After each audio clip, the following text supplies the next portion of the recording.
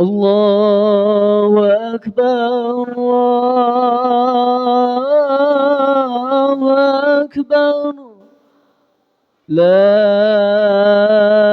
إله إلا الله.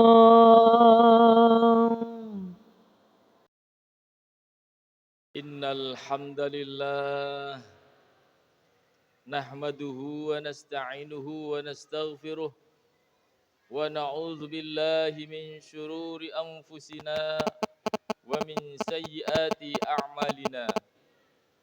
من يهده الله فلا مضل له ومن يضلل فلا هادي له.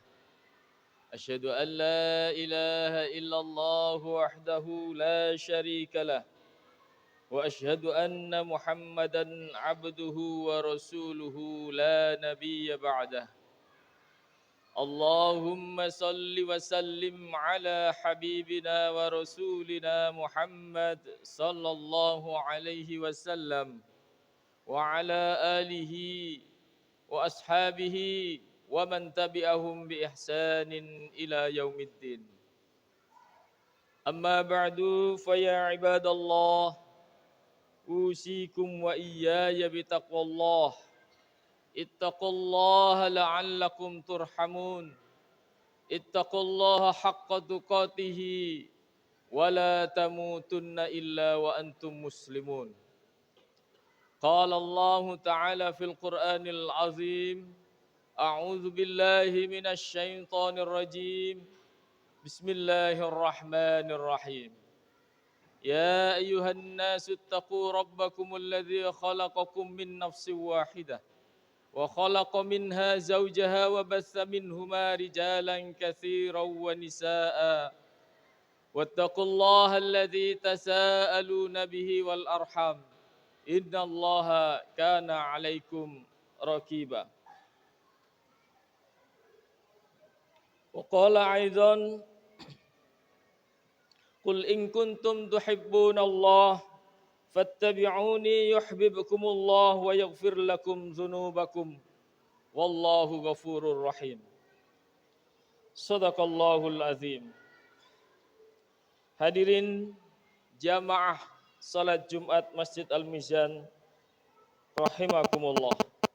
Alhamdulillah, puji syukur kehadirat Allah Subhanahu wa taala atas segala limpahan rahmat, karunia, inayah dan hidayahnya kepada kita sekalian.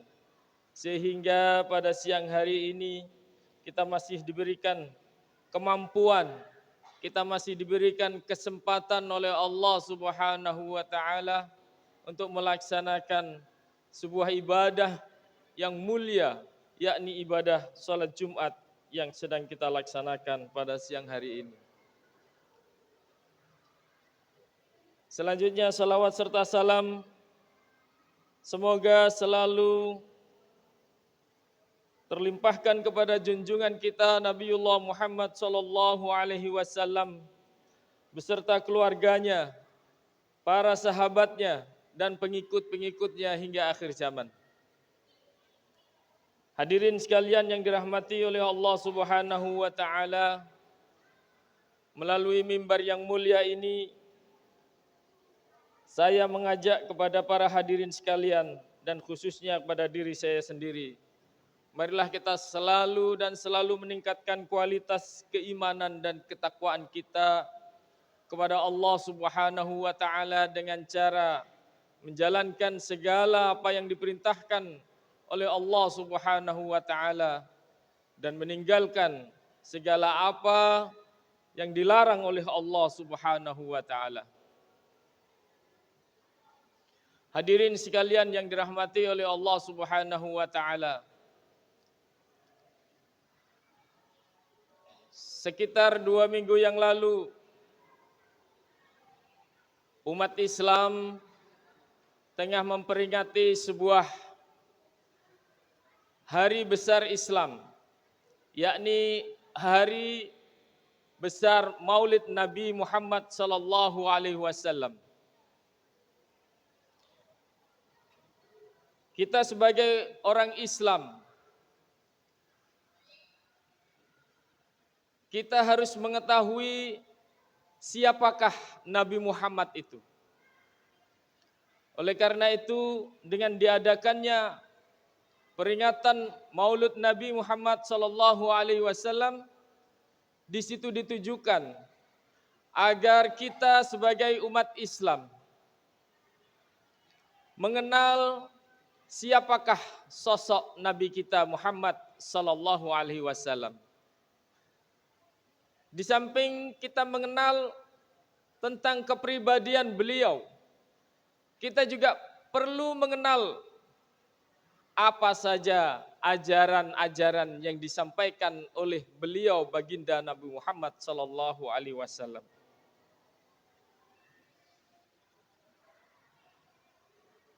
Nabi Muhammad itu adalah seorang nabi akhir zaman.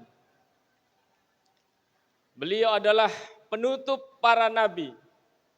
Tidak ada nabi-nabi setelah Nabi Muhammad. La nabiyya ba'dah. Tidak ada nabi setelah Nabi Muhammad. Beliau Nabi Muhammad sallallahu alaihi wasallam adalah pembawa risalah, pembawa hidayah Allah Subhanahu wa taala untuk umat seluruh alam. Jadi tidak hanya terkhusus untuk umat muslim semata, tetapi Nabi kita Muhammad menyampaikan wahyu Allah, wahyu yang diperuntukkan untuk seluruh alam. Hudal linnas. Al-Quran itu adalah petunjuk untuk sekalian manusia, untuk seluruh manusia. Al-Quran yang dibawa Nabi kita Muhammad sallallahu alaihi wasallam. Hadirin sekalian yang dirahmati oleh Allah Subhanahu wa taala. Bagaimana kehidupan Nabi Muhammad sallallahu alaihi wasallam pada saat beliau sebelum diangkat menjadi rasul, menjadi utusan Allah, menjadi pembawa risalah untuk disampaikan kepada umatnya. Sungguh kehidupan yang tidak umum terjadi pada semua orang. Beliau ditinggal mati oleh seorang ayah kandungnya di masa beliau Nabi Muhammad masih berada di dalam kandungan dalam usia 2 bulan. Jadi Nabi Muhammad sallallahu alaihi wasallam ketika lahir ke dunia sampai meninggal dunia tidak pernah sedetik pun melihat wajah ayahnya. Tidak pernah sedikit pun mendapatkan kasih sayang secara langsung oleh ayah kandungnya. Ini sangat berbeda sekali dengan kehidupan kita, yang insya Allah kita semua masih mempunyai ayah dan ibu. Tentu segala kasih sayang dari mereka berdua masih bisa kita peroleh. Setelah itu Rasulullah Shallallahu Alaihi Wasallam ditinggal mati oleh ibunya dalam usia 6 tahun. Selama 6 tahun Rasulullah Nabi kita Muhammad diasuh oleh ibunya, tetapi setelahnya ibunya meninggal dunia. Akhirnya dalam usia 6 tahun ini Nabi Muhammad Shallallahu Alaihi Wasallam ikut dengan kakeknya. Tentu kasih sayang orang tua kandung, ayah dan ibu kandung tentu tidak sama dengan orang lain. Setelah itu Rasulullah Shallallahu Alaihi Wasallam ditinggal mati oleh kakeknya pada usia 8 tahun. Selama 2 tahun Nabi kita Muhammad Shallallahu Alaihi Wasallam ikut dengan kakeknya, diajari kemandirian, diajari untuk hidup yang tidak penuh dengan kemanjaan. Hari ini banyak sekali anak usia-usia 8 tahun ke bawah masih belum bisa mandiri. Oleh karena itu marilah kita mengikuti bagaimana jejak Nabi kita Muhammad sallallahu alaihi wasallam pada usia tersebut. Beliau Nabi kita Muhammad sallallahu alaihi wasallam diajak oleh kakeknya mengembala kambing. Mengembala kambing tentu tidak hanya membiarkan begitu saja. Tentu Nabi Muhammad harus mengawasi bagaimana kalau kambing-kambing ini supaya tidak dimakan oleh binatang buas. Bagaimana kambing-kambing ini agar selalu kenyang. Bagaimana kambing-kambing ini tidak sampai terjadi sakit. Selalu dipikirkan. Inilah bahwa kita ini agar berlatih kemandirian. Jangan sedikit-sedikit minta bantu, jangan sedikit-sedikit minta-minta ke orang lain. Hadirin sekalian yang dirahmati oleh Allah Subhanahu wa taala. Setelah itu, setelah Nabi Muhammad ditinggal mati oleh kakeknya, Nabi Muhammad ikut dengan pamannya. Pada saat ikut dengan pamannya, Nabi Muhammad diajak berdagang. Nabi Muhammad sallallahu alaihi wasallam sejak kecil beliau tidak suka dengan yang namanya kecurangan. Jadi pada saat beliau Nabi kita Muhammad sallallahu alaihi wasallam ikut berdagang kepada kakeknya. Nabi Muhammad ini tidak pernah berbohong manakala dia harus menjualkan barangnya kepada para pembelinya. Kejujuran yang harus kita tiru di sini. Di mana pada saat ini banyak sekali orang-orang yang tidak mengetahui kerugian daripada berbuat curang. Mengatakan barangnya bagus padahal barangnya jelek. Mengatakan buah-buahannya segar padahal buah-buahannya busuk. Sesungguhnya kalau orang itu menyadari dengan sepenuh hati kecurangan dan kebohongan itu akan merugikan dirinya sendiri. Pembeli yang mengetahui bahwa barangnya yang tadi dibilang bagus ternyata jelek, maka berikutnya tidak akan lagi mempercayai dia, tidak akan lagi membeli kepadanya. Hadirin sekalian yang dirahmati oleh Allah Subhanahu wa taala. Di negara kita ini banyak sekali orang melakukan tradisi-tradisi bagaimana agar mengenal, bagaimana agar Nabi kita Muhammad sallallahu alaihi wasallam bisa diketahui oleh masyarakat banyak. Di antaranya tradisi-tradisi tersebut ada yang disebut dengan kirab ampiang.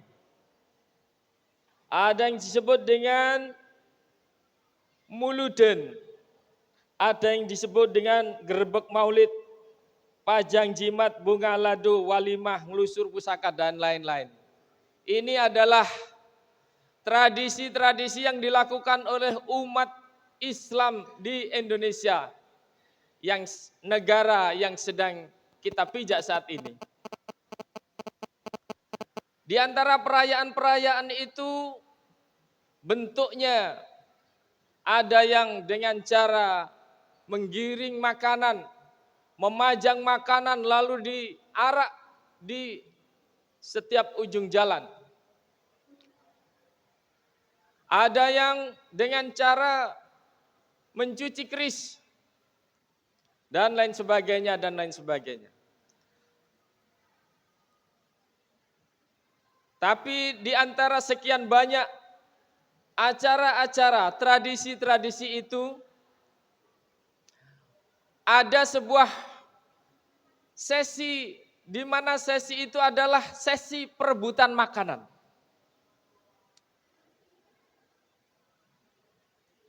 Hal ini kalau kita tidak cermat, hal ini akan membuat kita menjadi jauh daripada Islam itu sendiri. Kenapa? Karena alasan mereka membuat sesi rebutan makanan itu. Mereka menyampaikan bahwa ini adalah berkah daripada Nabi Muhammad SAW. Sehingga kalau tidak dengan cara perebutan, seakan-akan berkah itu diambil oleh orang lain. Dirinya yang tidak ikut merebut tidak mendapatkan berkah. Hadirin yang dirahmati oleh Allah Subhanahu wa taala. Setiap kita melaksanakan acara Maulid Nabi, marilah kita selalu cermat, kita selalu selektif bagaimana acara itu dilaksanakan. Tidak sedikit orang yang ditanya, apa hasil dari kamu setelah mengikuti acara Maulid Nabi tadi? Apa yang dia jawab? Seru. Rebutan ini, rebutan itu. Saya dapat ini, saya dapat itu. Saya dapat pisang, saya dapat panci, saya dapat piring. Saya dapat roti gantungan. Seru pokoknya. Jadi yang berkesan pada diri kita setelah mengikuti acara Maulid Nabi itu adalah seru karena ada sesi rebutan. Hadirin sekalian yang dirahmati oleh Allah Subhanahu wa taala. Peringatan Maulid Nabi Muhammad sallallahu alaihi wasallam seperti ini memang ditujukan untuk masyarakat-masyarakat secara umum, baik itu orang yang sudah mempunyai pengetahuan agama yang sangat luas ataupun mereka-mereka yang pengetahuan agamanya sangat minim.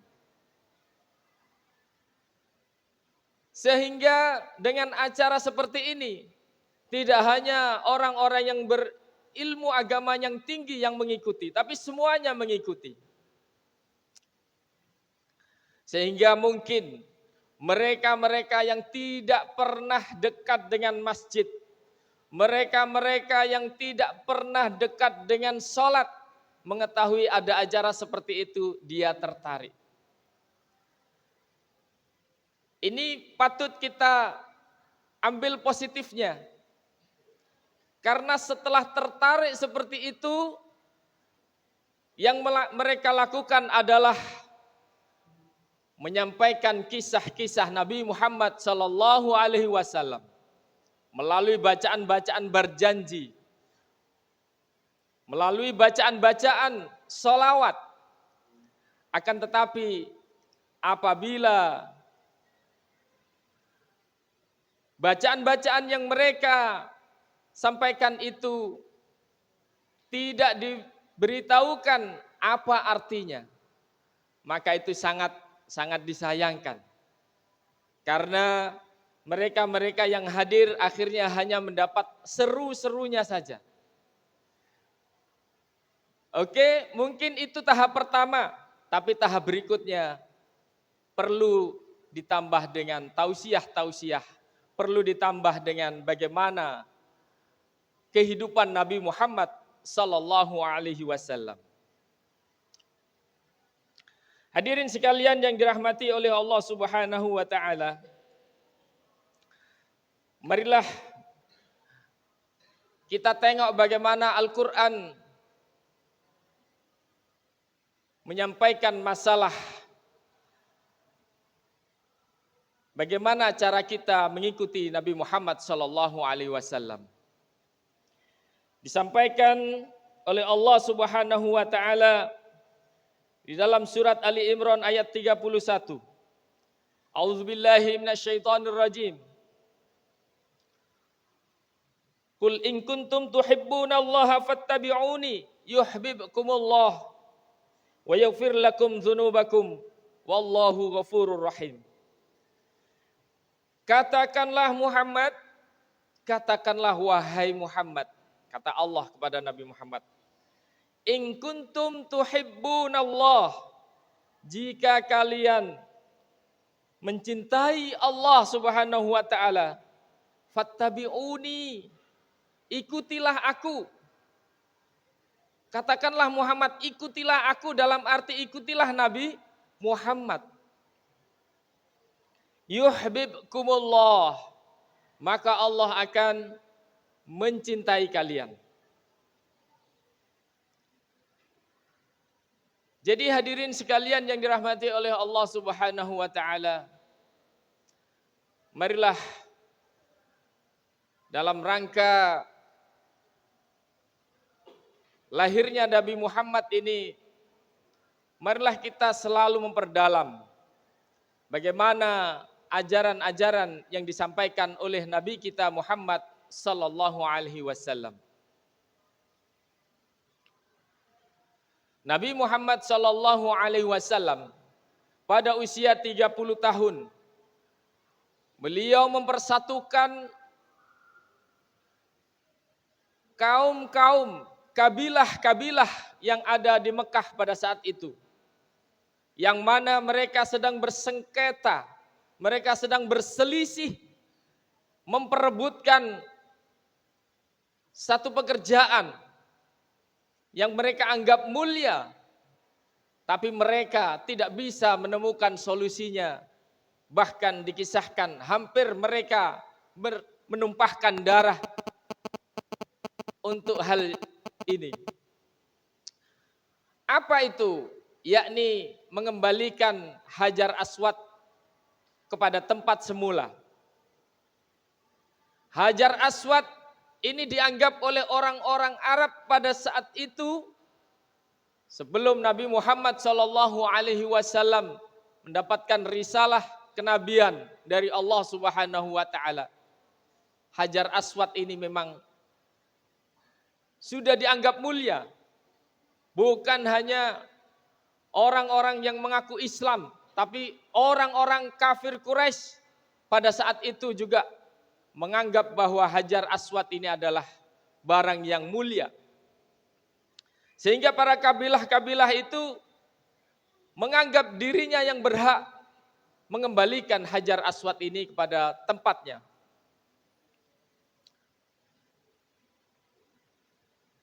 Kabilah-kabilah itu merasa dirinya yang paling mulia dibanding yang lain.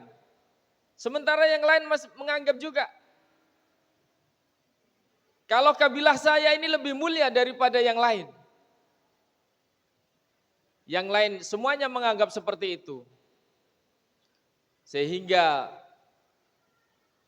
membutuhkan seorang penengah. Membutuhkan seorang yang bisa memberikan satu solusi. Sehingga menghindarkan mereka untuk terjadi pentumpahan darah. Maka Nabi kita Muhammad sallallahu alaihi wasallam menyampaikan solusinya dengan cara membentangkan surban, dan semua kabilah-kabilah itu yang mengaku mereka mulia berhak mengembalikan Hajar Aswad itu ke tempatnya untuk memegang di setiap ujung surban. Sementara Hajar Aswad diletakkan oleh Nabi Muhammad di tengah-tengah. Dan mereka bersama-sama mengembalikan. Ternyata solusi yang diberikan Nabi Muhammad ini mampu meredam gejolak mereka yang ingin menumpahkan darah tersebut. Artinya hadirin sekalian yang dirahmati oleh Allah Subhanahu wa taala, di antara kita banyak sekali suku bangsa yang hidup berdampingan dengan kita, yang mereka berbeda karakter, berbeda kebiasaan, tetapi tidaklah boleh kita menganggap bahwa suku kitalah yang lebih mulia dibanding suku yang lain. Setiap suku menganggapnya demikian, apa yang terjadi? Akhirnya malah bukan kebaikan yang terjadi pada mereka, akan tetapi setiap kali bertemu mereka akan menghina orang lain, menghina suku lain. Hadirin sekalian yang dirahmati oleh Allah Subhanahu wa taala, Allah berfirman, A'udzubillahi minasyaitonirrajim. Ya ayuhan nasu inna khalaqnakum min dzakarin wa unsa wa ja'alnakum syu'uban wa qabaila lita'arafu. Inna akramakum indallahi atqakum.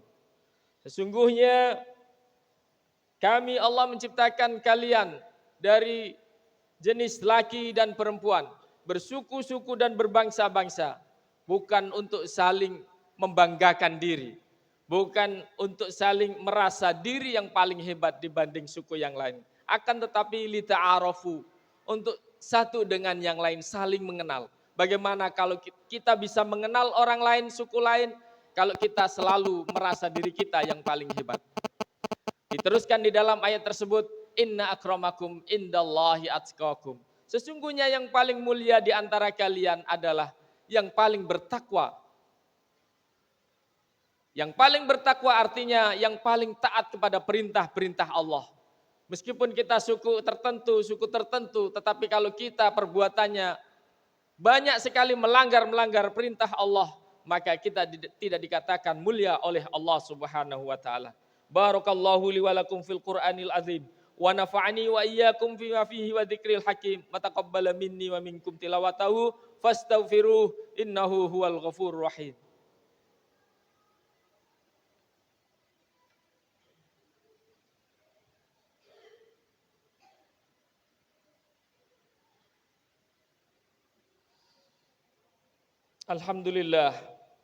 Alhamdulillahilladzi hadana li hadza wa ma kunna linahtadiya laula an hadanallah. Asyhadu an la ilaha illallah wahdahu la syarika lahu wa asyhadu anna Muhammadan abduhu wa rasuluhu la nabiyya ba'dah. Allahumma salli wa sallim ala sayyidina wa maulana Muhammadin wa ala alihi wa ashabihi ajma'in. Qala Allah Ta'ala fil Qur'anil azim, a'udzu billahi minasyaitonir rajim.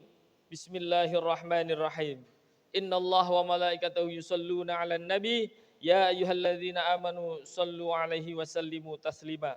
Allahumma salli 'ala sayyidina Muhammad wa 'ala ali sayyidina Muhammad kama sallaita 'ala sayyidina Ibrahim wa 'ala ali sayyidina Ibrahim wa barik 'ala sayyidina Muhammad wa 'ala ali sayyidina Muhammad kama barakta 'ala sayyidina Ibrahim wa 'ala ali sayyidina Ibrahim fil alamina innaka hamidum majid. Allahumma ighfir lil mu'minina wal mu'minat wal muslimina wal muslimat al ahya'i minhum wal amwat innaka sami'un qaribun mujibu da'wat wa ya qadiyal hajat. Allahumma izzul islam wal muslimin. Allahumma izzul islam wal muslimin. Allahumma izzul islam wal muslimin. Allahumma inna nas'alukal huda wat tuqa wal afafa wal ghina. Allahumma inna nas'aluka salamatan fid din wa afiatan fil jasadi wa ziyadatan fil ilmi wa barakatan fil rizqi wa taubatan qablal maut wa rahmatan 'indal maut wa maghfiratan ba'dal maut. Allahumma hawwin 'alaina fi syakaratil maut wan najata minan nar wal afwanil hisab. Rabbana la tuzigh qulubana ba'da idh hadaitana wa hab lana min ladunka rahmah innaka antal wahhab. Rabbana atina fid dunya hasanah wa fil akhirati hasanah wa qina adzaban nar. Ibadallah, innallaha ya'muru bil adli wal ihsan wa ita'i dzil qurba wa yanha 'anil fahsya'i wal munkari wal baghi ya'idzukum la'allakum tadhakkarun wa la dzikrullahi akbar. Aqimis shalah.